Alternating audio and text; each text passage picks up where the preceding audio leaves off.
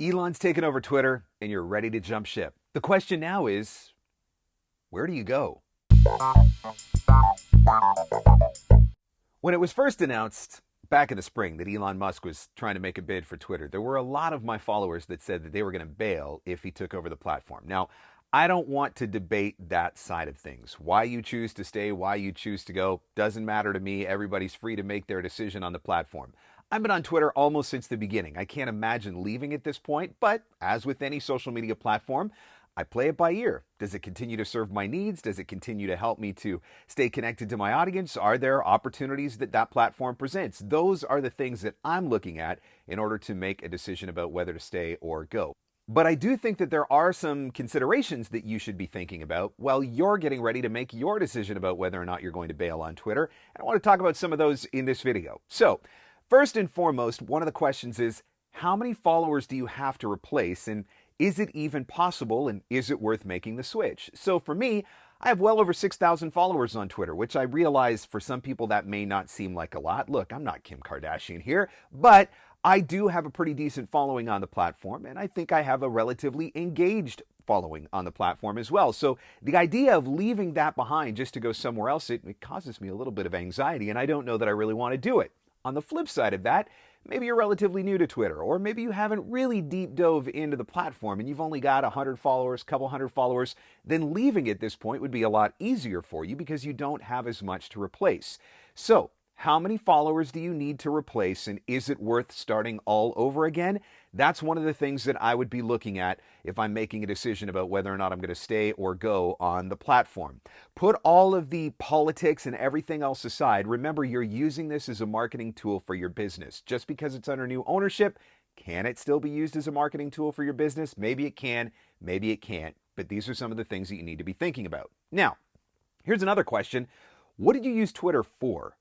So for some people, they are using it particularly and exclusively for marketing their voiceover businesses. I think of people who are in the character gaming and animation space. That place is popping on Twitter. It's a very active community.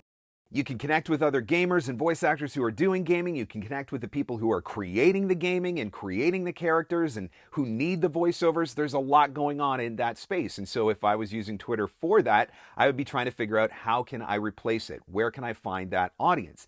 On the flip side, if you're just using Twitter to engage for personal reasons, sharing your thoughts every now and then on current events or things that are going on or giving insights into your day, then that's a different audience, and there are different platforms that you can use to replace that. So those are some of the things that I'd be looking at.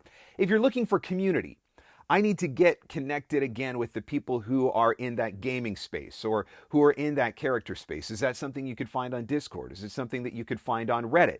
On the other side, if it's, I just want to be able to share insights from my day with my audience and, just use it kind of like a daily journal or something like that. Well, maybe that's something that you could do using a platform like Instagram and Stories. So figure out what you were using Twitter for in the first place, and is there another platform that allows you to do something similar? So that's another question that I'd be asking.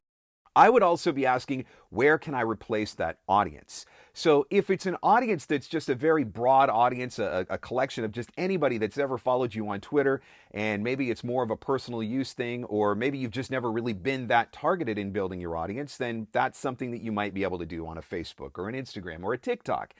On the other hand, if you were connecting with people who were purchasing your voiceover services or people who you were ultimately hoping would purchase your voiceover services, then in that case, I would be looking at a professional network. Something like a LinkedIn might be the place to go in order to be able to get that audience rebuilt again. So where are these buyers at? Where do they hang out? What other communities are they using? Can I find them in another one of those communities and engage with them in that platform so that I don't take a big loss by removing Twitter from my marketing mix? Something else to consider. I'd also say, maybe it's time to embrace video. Now, I know this is the one where I'm going to lose a lot of you because you're like, no, I don't want to do video. I don't want to dance on TikTok, or I don't know what to do with my Instagram Reels or whatever. Look, the reality is video is where it's at, and you can figure that out very quickly just by looking at what is going on in the social media space. Instagram used to be a photo platform. Now it's basically a video platform. TikTok is the most downloaded app in the world right now. There's 1 billion users on it every month. and it's all about video.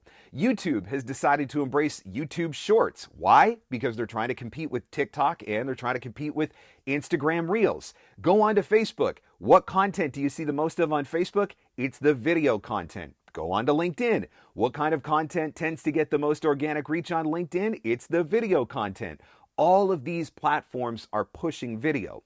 Now, you could do video on Twitter, but it wasn't quite as popular. So maybe if you're leaving Twitter because you don't want to be there to see what Elon has in store, maybe it's time to embrace one of these video platforms. Maybe it is time to double down your efforts on Instagram or TikTok. The bottom line is these are all tools that you can use to market your voiceover business. Any form of social media is a tool that you can use to market your voiceover business. So you just have to ask yourself, how do I find that audience somewhere else? And what kind of content can I create that can add value to that audience? And if you can't do it on Twitter anymore or don't want to do it on Twitter anymore, not to worry, there are a lot of other places where you can go, a lot of other forms of content that can be created, and a lot of other ways to reach your audience. What do you think? Are you leaving Twitter? Share it in the comments below. Let me know what your thoughts are on the platform and let me know where you're thinking about going. Is there another platform that's going to work better for you? Did you enjoy the video? Make sure you like and subscribe to the channel. That way you're always going to get notified every single time a new tip video gets posted. If you enjoyed this video, I know you're going to enjoy these videos as well. Always providing actionable, practical advice that you can use to grow your voiceover business. Check one of these ones out.